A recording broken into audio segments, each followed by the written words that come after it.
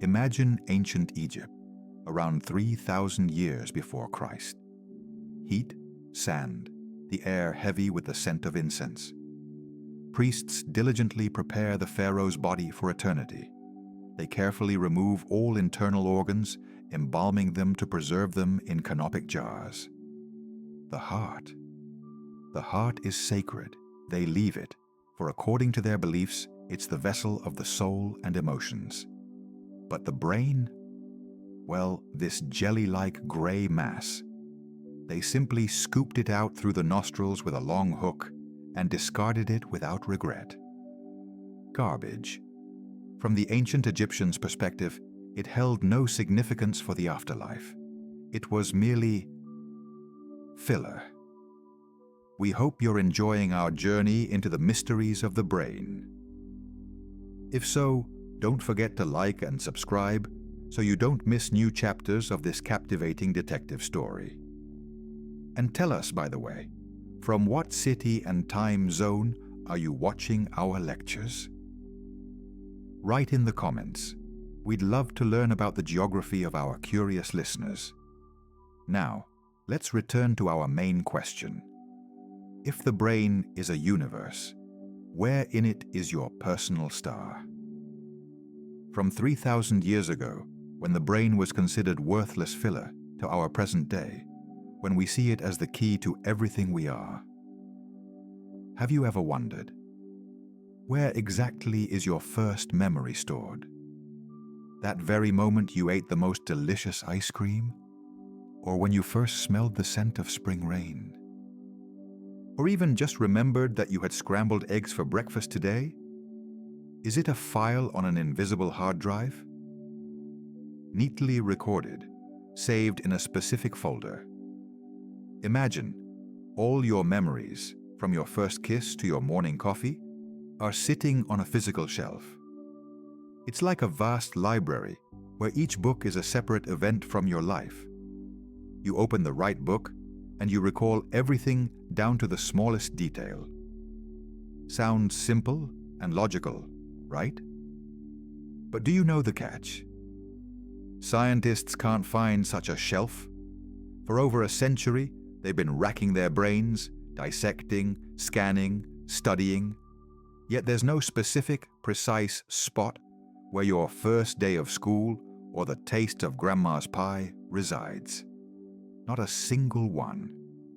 And you'll probably say, well, if not a hard drive, then maybe it's cloud storage, like on the internet, where data isn't stored in one place, but distributed across thousands of servers. And that's much closer to the truth. Your memories aren't neatly organized files in desktop folders, as our predecessors thought. They're more like a gigantic tangle of trillions of interwoven threads. Each thread is a neural connection, and the memory itself. It emerges from a unique, constantly changing pattern of these threads, like a complex melody that isn't written on a single sheet of music, but exists only in the orchestra's masterful performance. Complicated? Yes, incredibly so. Because the brain isn't just a machine that records data. It's a living, constantly reorganizing city. Every second, it rewrites its history, updates its streets, builds new connections, demolishes old buildings. A memory you had yesterday is slightly different today. It's changed under the influence of new impressions, your mood, even the weather. Physicists might say, what does it matter where it is? The main thing is that it works. But neurobiologists don't give up. They're like archaeologists obsessively searching for a lost city, knowing it exists somewhere. But they just can't stumble upon it. We constantly hear, the brain is like a computer. But no computer, not even the most powerful, can boast such flexibility, such a capacity for self-organization, such elusiveness. Try pulling one chip out of a computer, and it will crash. But you can cut a sizable piece out of a brain, and memory will remain. Where is this shelf? How do we find it? Or does it not exist at all? Perhaps the brain is something entirely different. Not a machine, not a library. What then? We are on the verge of unraveling one of existence's greatest secrets. And the answer to this question could change not only our understanding of the brain, but also our understanding of ourselves. Picture this, a hot afternoon in ancient Athens, sometime in the 4th century BC. The great Aristotle, a thinker, philosopher, and incidentally a naturalist, leans over a table. On the table lies, well, not a human brain, of course, but an animal's brain. He observes this strange, jelly-like mass. And you know what conclusion he comes to? That it's merely a large, cumbersome air conditioner. Yes, according to his theory, the brain was needed to cool the fiery blood that churned in the true center of all feelings and reason, the heart. All important thoughts, all emotions, in his opinion, were stored right there. And the brain? Just a slimy gland that produced phlegm. Sounds like an insult, doesn't it? By the way, if you're already intrigued by how we're journeying through the centuries in search of the brain's mystery, don't forget to like and subscribe to the channel. It's important for us to know you're with us. And please tell us, from what city and time zone are you watching our lectures? Write in the comments. We'd love to read them. And now, we return to an era when the brain wasn't just a mystery, but rather an annoying misunderstanding. Listen, for almost a millennium after Aristotle, his idea of the soul's refrigerator dominated. Can you imagine that? A whole 1,000 years. People grappled with the great questions of existence, but their understanding of the brain was, well, very far from reality. Their hard drives for storing thoughts and memories were located anywhere but where they belonged. Enter Galen, a Roman physician in the 2nd century AD. He was bolder. Perhaps in Alexandria, where, rumor had it, human dissections were permitted, he gained invaluable experience. Imagine, dim torchlight, the scent of herbs, and of course, the fear of the unknown. Galen, leaning over a body, carefully investigates, and he makes a breakthrough. He discovers that the brain isn't just a formless mass. He sees nerves extending from the brain, understands that brain damage affects body function. He even describes the ventricles, cavities within the brain filled with fluid. It was monumental. It was an incredible leap forward. But even for him, the memory storage wasn't exactly material. Galen believed that pneuma, the vital spirit, circulated in these ventricles. This spirit, this invisible vapor, was the carrier of consciousness, thoughts, sensations. It moved along the nerves, like through pipelines, controlling the body. What nonsense, a modern neurobiologist would exclaim upon hearing about the vital spirit. But for its time, this was cutting-edge science. It was the first step from soup to something more meaningful. No neurons, no synapses, just fluids and spirits circulating inside our heads. The brain, essentially, remained a black box, its internal workings and functions veiled in mysticism. How did it even work? How were thoughts formed? Where did the memory of a first word or a mother's face reside? The answer was, in the vital spirit. And the entire brain? Well, just a vessel for it, like a house for a ghost. Or, to use our metaphor, like an empty computer case with no chips or wires yet, only invisible vapor circulating, which was believed to be its entire essence. Centuries of complete ignorance. But it was a beginning. The first timid steps on a long, winding road toward understanding how the most complex object in the universe, our own brain, works. Imagine Paris, 1802. A chilly autumn evening, the dim glow of gas lamps picks out a sign on Rue Saint-Honoré from the darkness. Inside, in a study smelling of old paper and something medicinal, sits a man with an intense gaze. Dr. Franz Joseph Gall. Before him is an anxious lady, and in his hands, her skull. No, not a severed head, but a model, which he feels with an air of someone reading her destiny from its bumps and depressions. He claims he can tell her not only about her character, but also about her hidden talents, her inclinations toward love or greed, simply by feeling the shape of her head. This was phrenology, the hot scientific or pseudo-scientific craze of the 19th century, where the brain was viewed as a collection of separate organs, and their development was reflected in the skull's contours. By the way, if you enjoyed diving into such astonishing chapters of scientific history, don't forget to like this video and subscribe to our channel. It's our best motivation to continue our research and share it with you. And of course, we're incredibly curious. From what city and time zone are you watching our lectures? Write in the comments. We'd love to know. For now, let's return to that very 19th century when scientists obsessively tried to literally feel for memory. Listen, do you know what's most amazing about phrenology? It was complete nonsense, yet it became an important step toward a true science of the brain.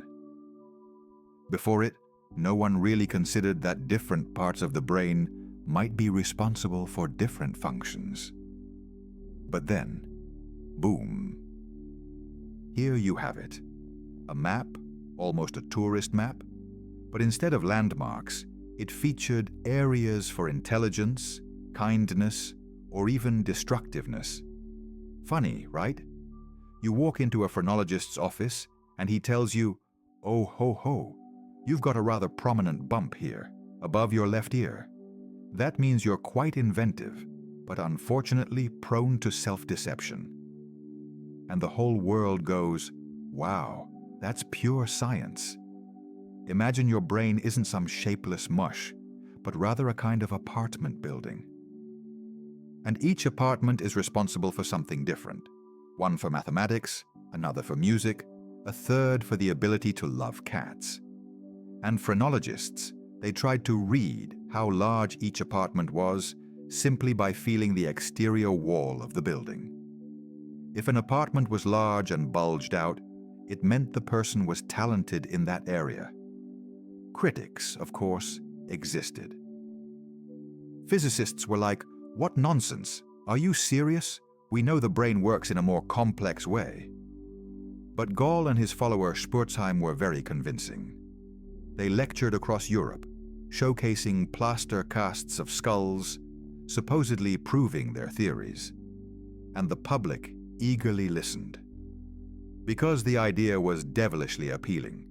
You could learn about yourself, your talents, your character, without resorting to lengthy self-reflection, but simply by feeling your head.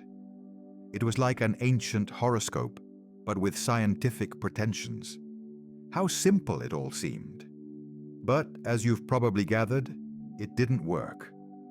The skull doesn't accurately replicate the brain's contours, let alone reflect the subtleties of neural connections. Your memories of summer vacation or a first date certainly don't reside in one single bump. The brain doesn't function like a warehouse where childhood memories are on one shelf and multiplication tables on another, with both shelves bulging outwards.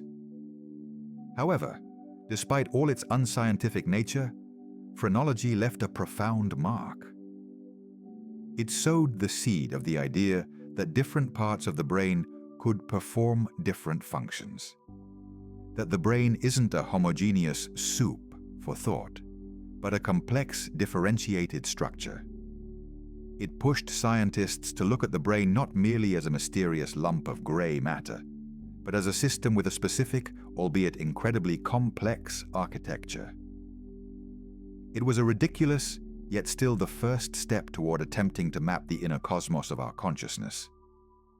The map just turned out to be, well, slightly inaccurate, as if you were trying to find your way using a child's drawing scribbled on a napkin. And yes, that's exactly what it was. Absurd, but incredibly important for that time. Imagine this, the early 20th century, around 1925. Somewhere in a Harvard or University of Chicago lab basement, there's the smell of formaldehyde and coffee grounds. A scientist in a worn lab coat, Carl Lashley, sits over a microscope. And nearby, a treadmill for rats and a maze through which dozens of rodents have already clocked hundreds of kilometers, trying to find their cheese. Lashley was one of the pioneers in searching for that elusive material point where the trace of a memory is stored. It's not just knowledge, it's a physical imprint in the brain tissue, which he called an engram. Sounds like something out of a science fiction novel, doesn't it? As we delve deep into these fascinating mysteries, don't forget to subscribe to our channel and like the video if you enjoy what we're doing. And by the way, we're very interested. From what city and time zone are you watching our lectures? Write in the comments. We'd love to read about the geography of our listeners. Now, let's return to our ghost in the machine. Lashley set out to find this engram. He trained rats to navigate complex mazes, and then, after they'd mastered the route perfectly, he began to cut out pieces of their brains. From one side, from the other. Upper layers, deeper layers. And what did he discover? A remarkable thing. He never managed to find a single memory center. No matter what part of the brain he removed, the rats still, albeit with difficulty, remembered the path. Of course, the more tissue removed, the worse their skills became. But the memory of the maze itself did not disappear entirely until a vast amount of substance was damaged. It was as if you tore pages from a book, but the story could still be read, just with gaps. Or imagine trying to find a specific melody on a huge, complex organ. You pull out a few pipes, but the music still plays, just a bit incomplete. Lashley concluded that memory isn't stored in one specific location, like a file on a hard drive. No, it's something more distributed, spread out, if you will, like a hologram. If you tear a hologram into pieces, each piece will still contain the full, albeit less distinct picture. This was a true revolution in neurobiology. Instead of being a central warehouse, the brain turned out to be something like a vast, constantly changing network, where a single memory could be encoded in thousands, if not millions, of neural connections. Physicists would say, well, how can that be? There must be something specific. And neurobiologists would reply, no, it seems the brain plays by its own, very clever rules. So what was the engram in the 20th century? It was no longer just some point. It was the ghost in the machine that we tried to catch with a scalpel. It's a complex pattern of activity that forms a memory and, when we activate it, makes us remember. But how is this pattern physically recorded? What are its material characteristics? This is where the real detective stories begin. We know it's connected to neurons, but how exactly do that school test or the taste of mom's pie become these electrical impulses and chemical reactions? It's like finding a recipe without ingredients, or ingredients without a recipe. We've seen how it works, but understanding its essence, that's the main challenge. The engram is a promise, a beacon in the fog of research that still calls us forward. And the deeper we dig, the more we understand how unlike our familiar data storage mechanisms the brain is. It's much, much cleverer. Imagine, at the close of the 19th century, In 1898, in a sunny Madrid laboratory, the legendary Santiago Ramón y Cajal leans over a microscope. For hours, with almost monastic patience, he sketches the finest branches of neurons, brain cells. He sees in them an intricate yet seemingly unchanging architecture, as if a city once built stands for centuries. Here it is, my neural cathedral, Cajal must have thought, convinced he had found a permanent and static structure where our consciousness resides. His drawings are a work of art and science, but even the greatest mind of that era couldn't envision that this cathedral is actually a living organism, constantly reorganizing itself, like an endless construction site. As we unearth the secrets of neural cities, don't forget, if you're enjoying this journey, to support us with a like and subscription. It greatly helps us create new content. And please tell us, from what city and time zone are you watching us? We're genuinely interested in learning our geography. Now, let's return to our cerebral metropolis, which, even as you're listening to this, is actively reorganizing itself. Listen, if you ever thought your memories were neat little folders with files, neatly tucked away on a virtual shelf in your brain, forget about it. Completely. Your brain isn't a library where books gather dust on shelves, waiting to be opened. Oh no, it's more like a constantly changing, living metropolis. Imagine that every day in this city, old buildings are torn down and new ones erected in their place, new roads are laid, and old ones are turned into parks. Some districts expand, while others, conversely, fall into decline. It's not just a city. It's a municipal administration that tirelessly rewrites its history, updating all data in real time. You know, scientists used to be convinced. There it is, a memory, imprinted like a photo on film, lying untouched. But that turned out not to be entirely true. Memories aren't just recorded once and for all. They are reconstructed. Every time you recall something, you're not just retrieving a file. You're almost reopening an old map. And at that very moment, as you look at it, you can revise it. Add details that surfaced from the depths of your subconscious. Erase something that turned out to be unimportant or distorted. Imagine an old storyteller who recounts the same story over and over again. Each time, the story gains new details, new inflections, and sometimes even subtly changes its plot. Your brain does something similar. It doesn't just store information like a USB drive. It actively processes, edits, and interprets it, constantly. Hold on, some meticulous listener might exclaim, does that mean I can change my past? Well, not quite, my skeptical friend. Your fundamental events will most likely stay in place. But the details, emotions, and context, all of this is susceptible to the influence of the current moment. Your memory of your first day of school isn't a single, unchanging memory cell. It's a complex, dynamic network of neural connections. And this network is constantly strengthening, weakening, and reorganizing itself depending on your experience, mood, and even new knowledge. Your brain isn't a museum where exhibits stand behind glass. It's a living workshop where things are constantly being refined, remodeled, and updated. Amazing, isn't it? Imagine Madrid, 1908. The air is thick with the scent of cigars and freshly baked churros, and within the walls of one of the city's most prestigious scientific institutions, Santiago Ramón y Cajal, a genius with an easel instead of a microscope, is receiving congratulations. He'd just been awarded the Nobel Prize, and his discoveries were overturning our understanding of the brain. Cajal was the first to see neurons not as a chaotic mass, but as individual cells interacting with each other. It was a revolution.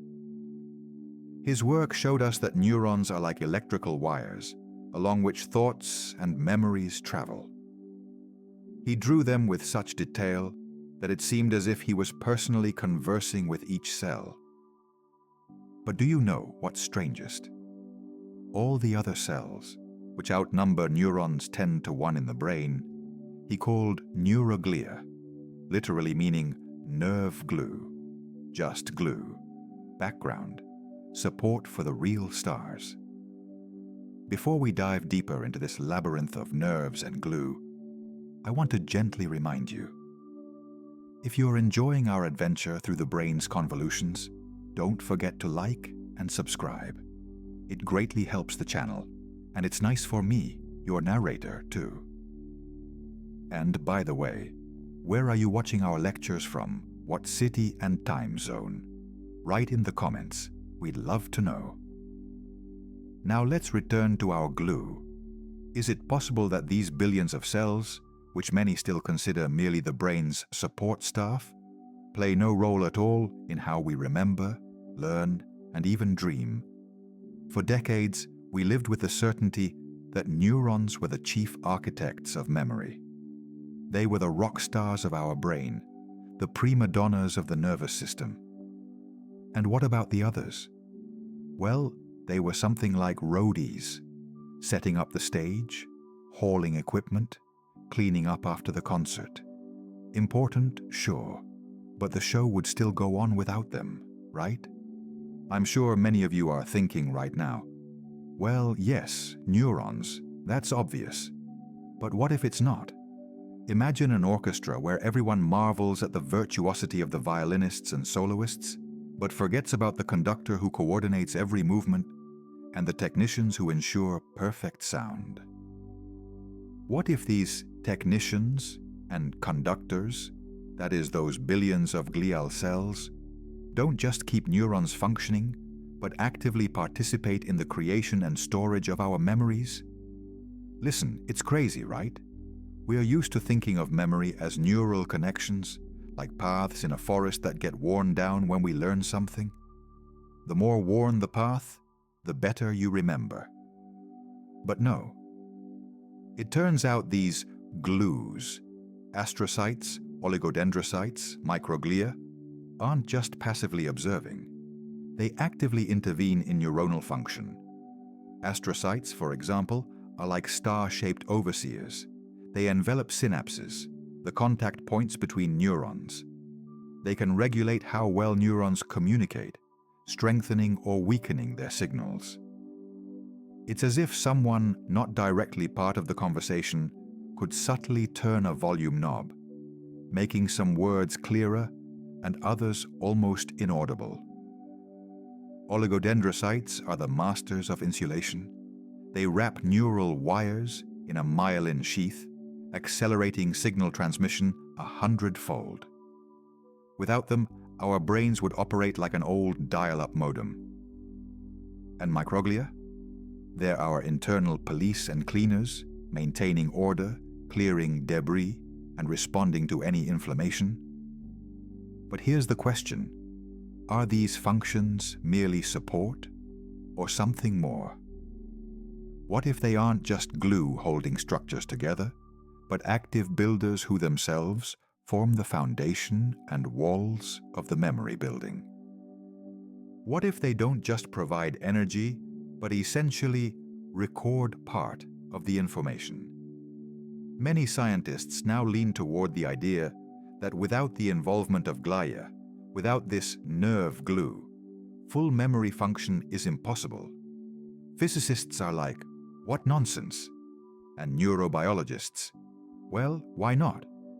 Because if neurons are the actors on stage, then glia are the screenwriters, directors, and lighting technicians all in one, creating the entire atmosphere and guiding the plot.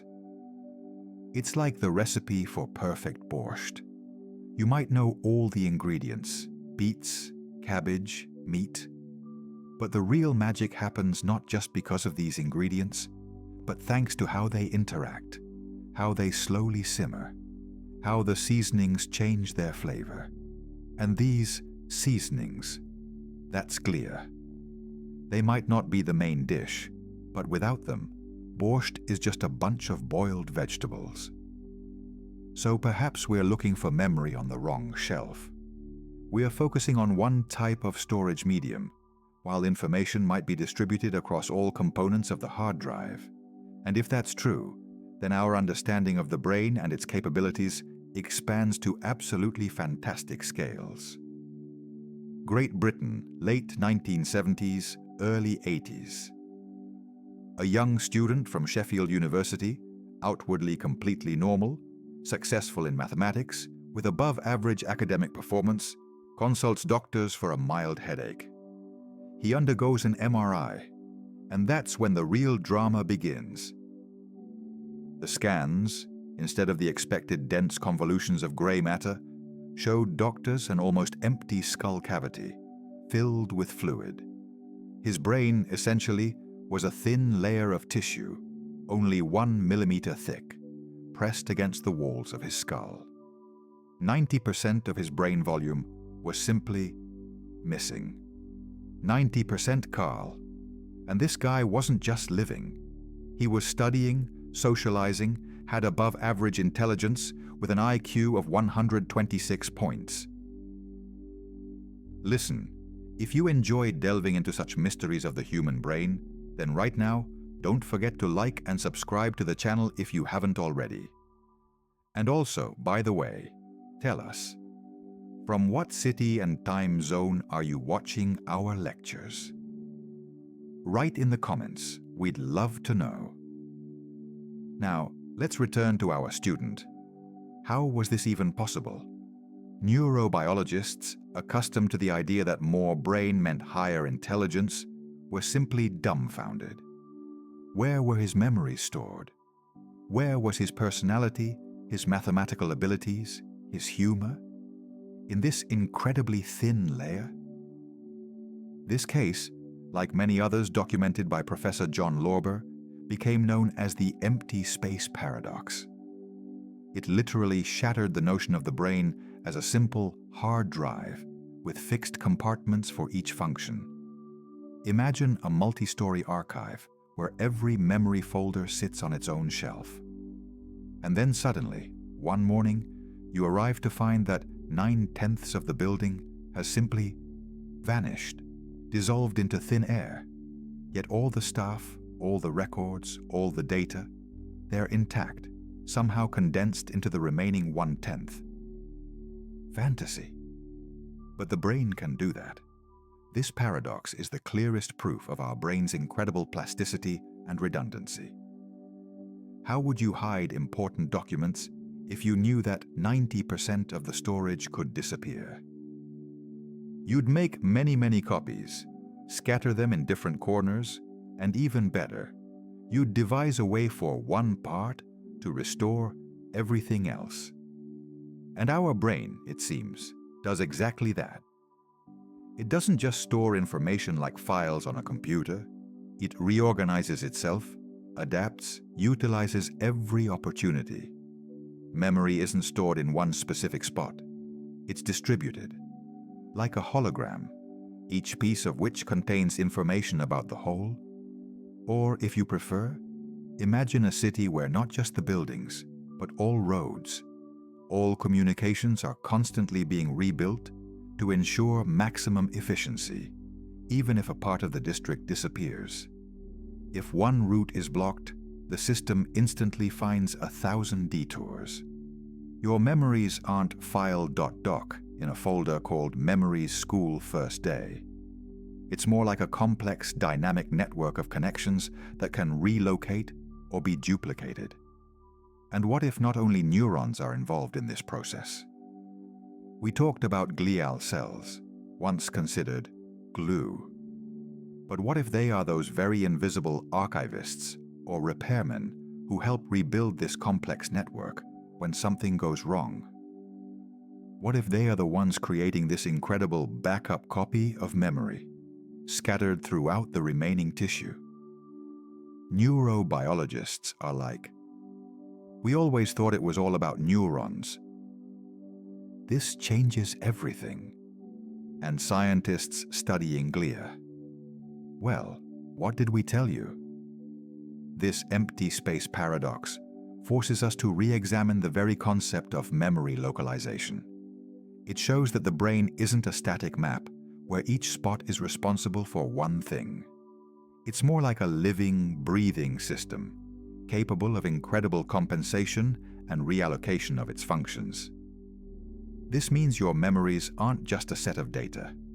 They are a dynamic, astonishingly resilient, and constantly rewritten history that fortunately doesn't simply disappear, even when it seems there's no room for it. That's quite inspiring, isn't it? Imagine this. June 21st, 1948. Manchester University. Dim lamplight reflects off huge, humming cabinets filled with vacuum tubes and wires.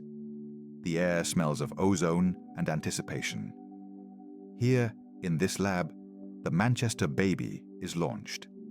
The world's first electronic computer capable of storing a program in its memory. This cumbersome machine, weighing as much as a small car, had just executed its first command from internal memory, and scientists, holding their breath, watched the blinking lights. At that moment, they might not have realized it, but they had just laid the groundwork for an idea that, decades later, would begin to stir minds. What if not only programs, but also our thoughts, our memories, our very self, is just information that can be stored? And if it can be stored, then perhaps it can also be transferred. By the way, if you enjoy this captivating delve into the depths of the brain and the technological future, don't forget to like this video and subscribe to the channel. It helps us create more such content.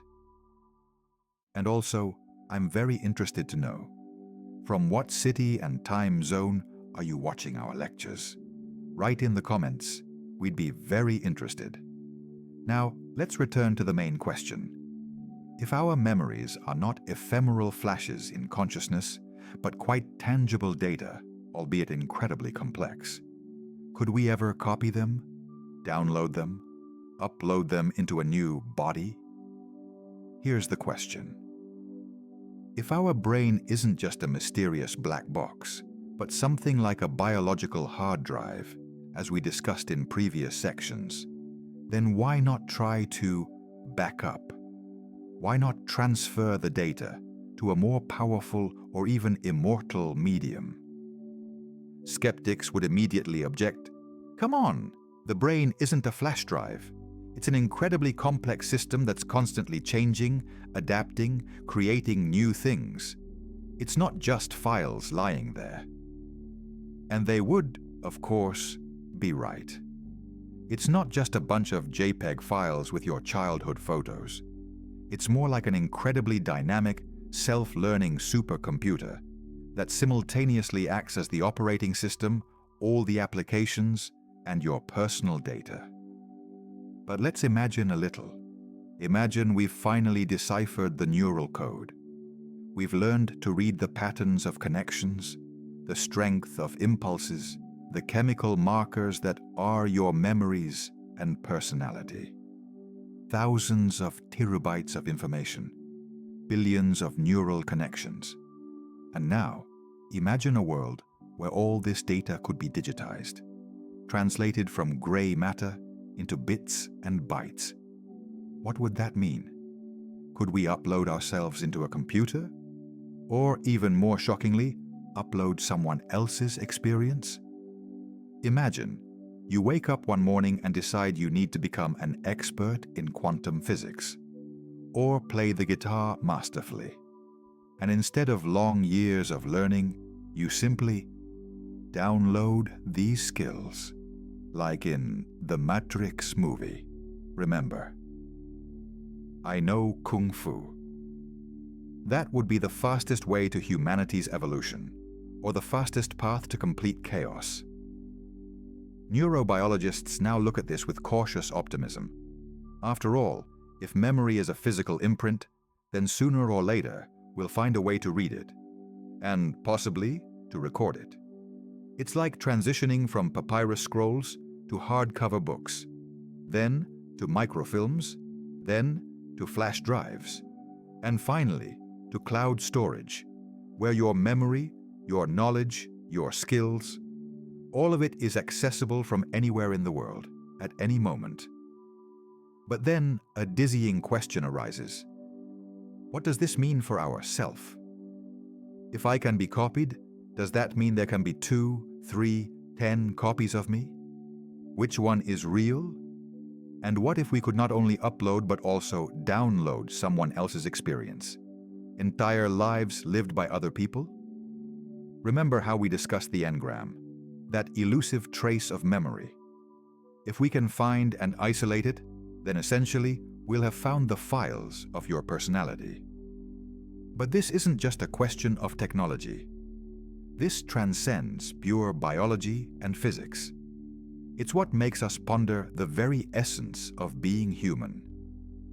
If we can save ourselves, upload ourselves, transfer ourselves, then what will remain of our biological shell? And most importantly, what will remain of our uniqueness? Because, each of us isn't just a collection of data. We are our mistakes, our unpredictable reactions, our completely irrational feelings. Can all of this be digitized? Or will something be irrevocably lost in this reboot process? This isn't just science fiction. It's a very real prospect that awaits us on the horizon, and it sends shivers down the spine.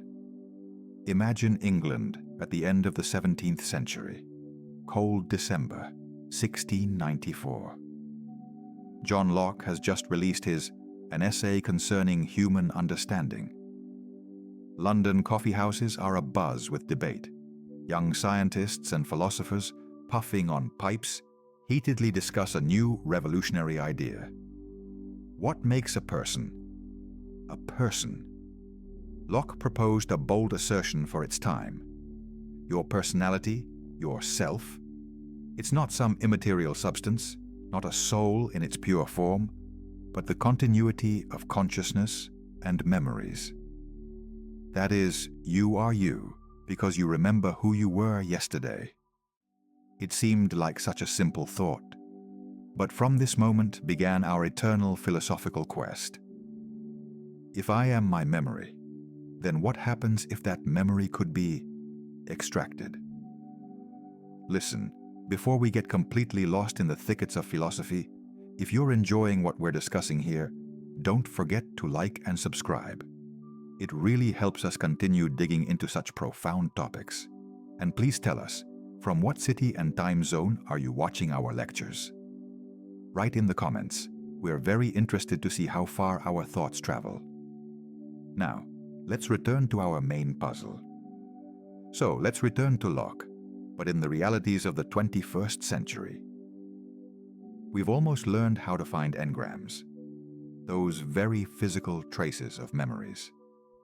But what if one day we could not only find them, but also copy them?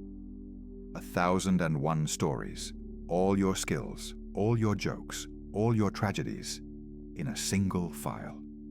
Imagine, you upload yourself, your personality, with all your memories, traumas, and favorite songs onto a flash drive. And then this flash drive is inserted into a completely different body, or a digital shell. Would that be you? Would your friends recognize you? Or would it just be a perfect but soulless copy? This isn't the plot of a science fiction movie. It's a question that's already stirring the minds of philosophers and futurists. If you are the sum of your memories, then transferring them to a new platform should mean that you too have transferred. Right? But this is where it gets really interesting.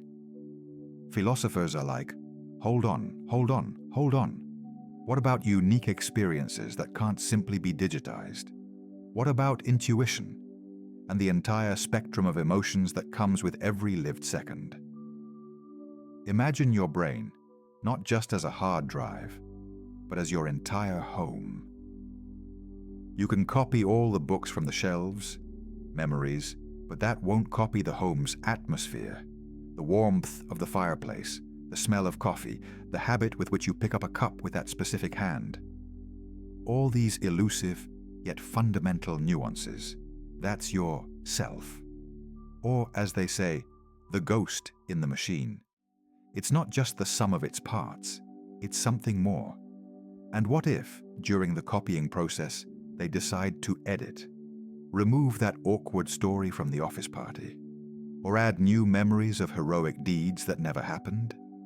Is that still you? You know, it's like updating an operating system on a computer. Seemingly the same, but a bit faster, without the old bugs. But where is the line between an update and creating an entirely new entity? And the skeptic would immediately retort, if you can download someone else's experience, where do you end and they begin? That's a chaos of identities. And who will be responsible if you, on a flash drive, commit something unacceptable? So it turns out that even if we decipher the Engram code and learn how to transfer it, we still face a much more fundamental question. We can transfer data, but can we transfer essence? Or is this essence something more than the sum of all our memories? This isn't just science, it's philosophy in turbo mode, forcing us to look anew at what it means to be alive and to be yourself. Imagine Santiago Ramón y Cajal, the great Spanish scientist, hunched over his microscope at the end of the 19th century. His laboratory in Madrid was filled with the scent of fixative solutions, and his eyes, tired but full of curiosity, peered into a world no one before him had seen so clearly. He didn't just look. He drew. His pencil glided across the paper, transforming the invisible tangled web of neurons, this seemingly chaotic mass, into sketches, diagrams, almost road maps. Every line he drew, every depicted offshoot, was a step from a shapeless labyrinth to a clear understanding, from legends of a soul in the head to the science of nerve cells. It was the birth of the first true map of our inner galaxy. By the way, if you, like us, enjoy this deep dive into the mysteries of the mind, don't forget to like this video and, of course, subscribe to the channel. Your support helps us continue these fascinating investigations and tell you about the most amazing things in the world. And please, write in the comments, from what city and time zone are you watching our lectures? We'd be very interested to know. Now let's return to how we, as humans, are trying to transform this ancient labyrinth of the brain into a modern roadmap. We are still in a labyrinth, we admit it. But now we have not only Cajal's compass, but also the most high-tech satellites. Imagine the brain isn't just a library with old, dusty shelves, but an entire dynamic galaxy. Before, we only saw nebulae. We guessed at the existence of planets. Now we can distinguish individual stars, their movements, their endless connections. We see brain activity in real time, creating complex four-dimensional maps of its function. The connectomy, it's not just a word, it's our atlas of all neural connections, trying to understand how billions of cells communicate with each other, forming your thought, your dream, your most cherished memory. We are moving from scattered observations to a grand holistic picture. And where does this roadmap lead? Restoration? Imagine that lost memories due to Alzheimer's disease or severe amnesia can be not just re-uploaded. What if we could repair damaged roads? Fix that old, chewed-up audio tape of your memory where the most important song cut off midway. With new methods, we are already learning to stimulate the growth of neural connections, relaying pathways where there was once a dead end. Enhancement. What if we could upgrade our brains? Increase information processing speed? Expand memory capacity? Improve concentration? This is already some cyberpunk stuff. Science fiction, a skeptic might say, tapping their temple.